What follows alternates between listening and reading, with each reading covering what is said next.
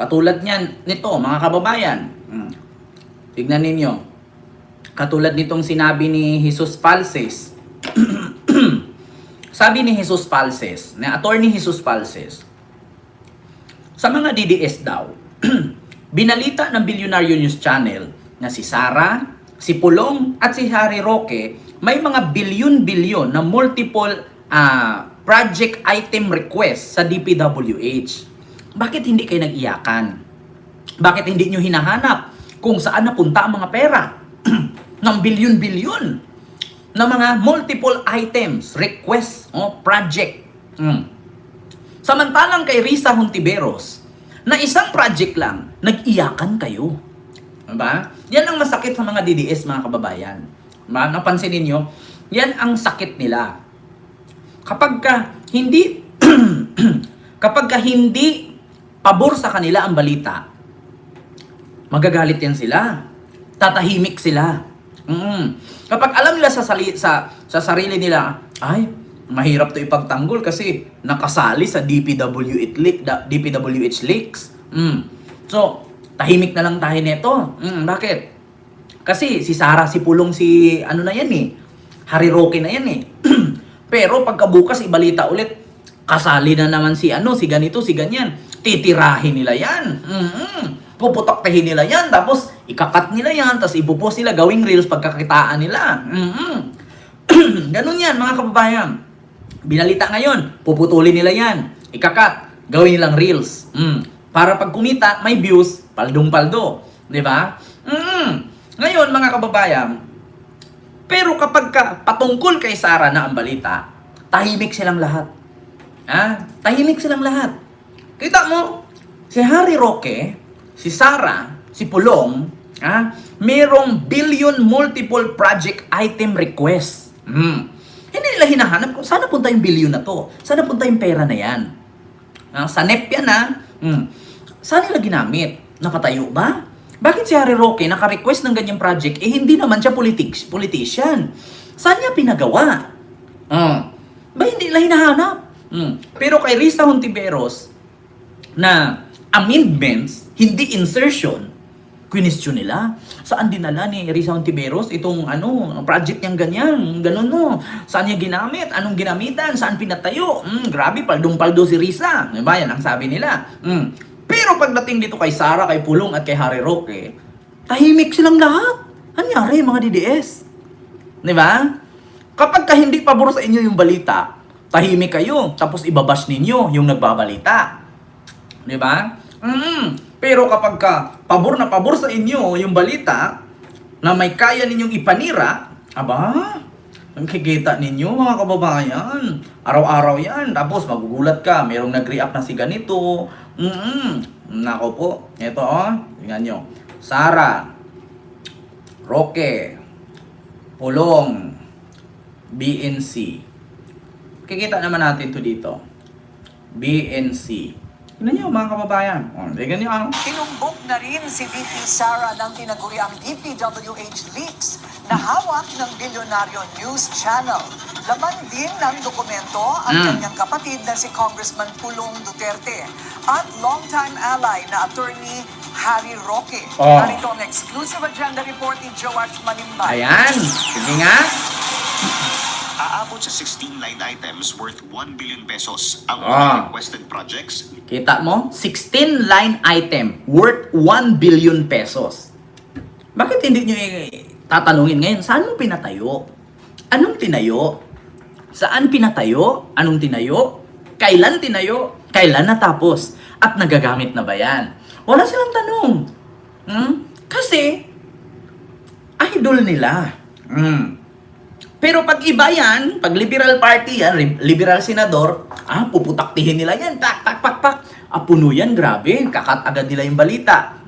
Ngayon, tanong ko lang, bakit ni isang DDS walang nag-react dito? Saan kaya yung 1 billion na yan, multiple item project na yan? Diba? Saan kaya natin makikita yan? Kay Pulong, kay Sara, okay lang sabihin natin. Kay Sara kasi mayor siya. Kay Pulong kasi kongresista siya.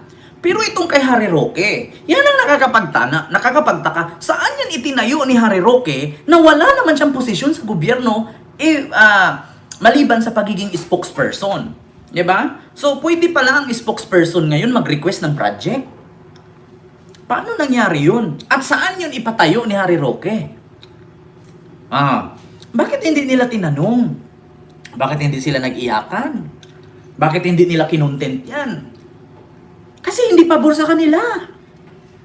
Kasi masisira yung idol nila. Yan ang sabi ngayon ni Attorney Jesus Palces. Bakit pagdating kay Risa Hontiveros na dinaan sa amendments, isang project lang, nag-iyakan mga DDS, pinutakti nila si Senator Risa Hontiveros.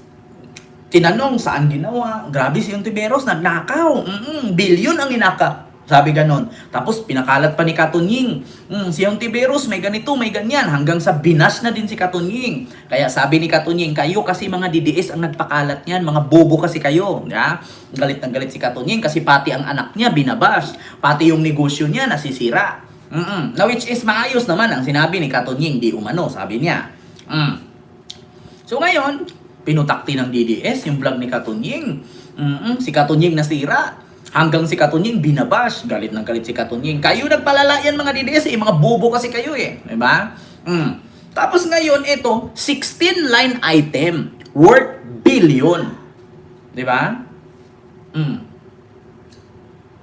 16 line item worth billion. Bakit hindi nila tinatanong? Bakit hindi nila hinahanap? Bakit tahimik sila? Diba? Diba? Daddy Carl TV. Ayan. Shout out Kent, I'm kakamping here. Lini, BBM 2028. Kaigit na si DDS.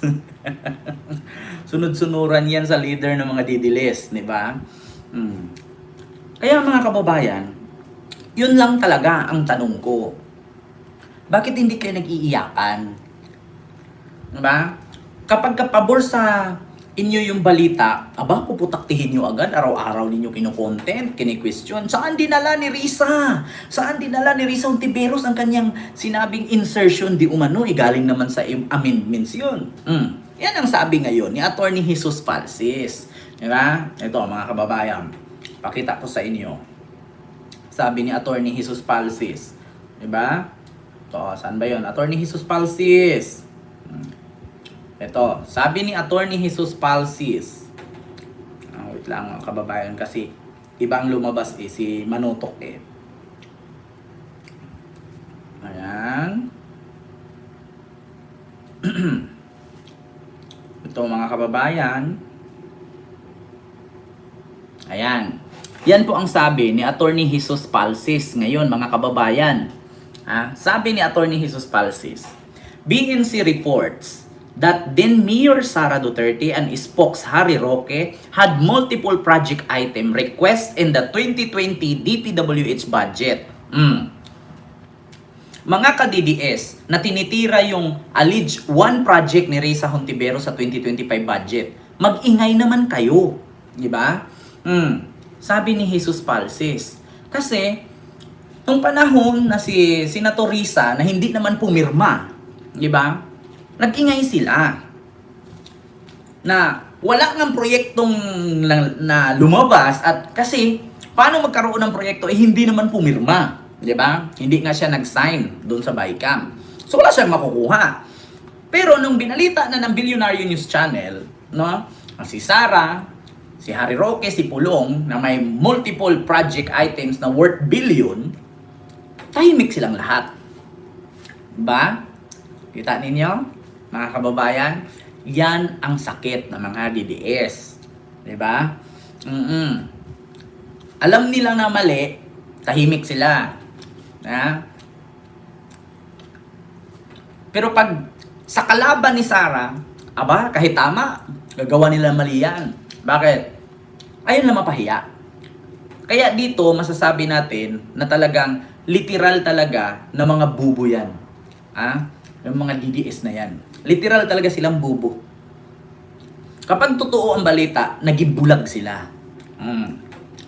Kapag mali ang balita, gagawin nilang tama. Yung balita na mali.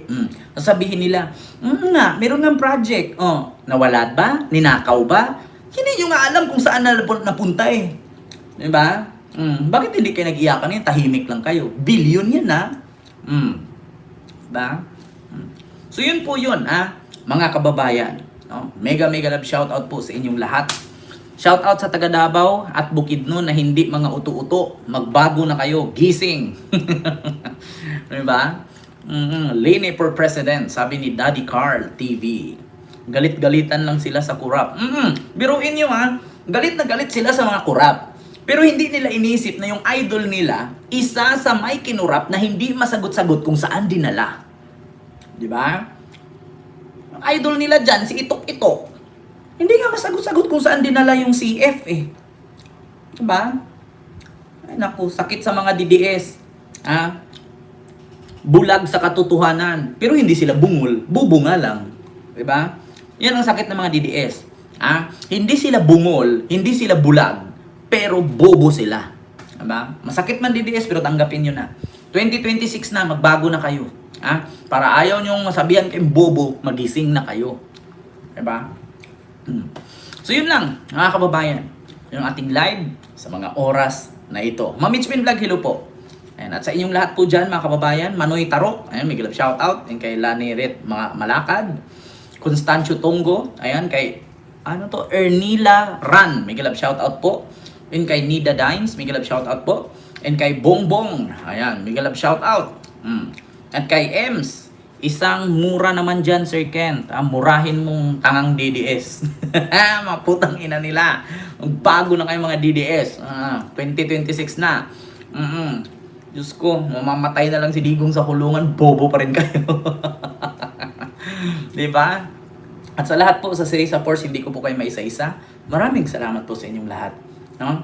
At sa mga taga Hong Kong, taga Japan, Korea, tawag dito, Asian country, European country, American, United States, at United Arab. Hello po sa inyong lahat.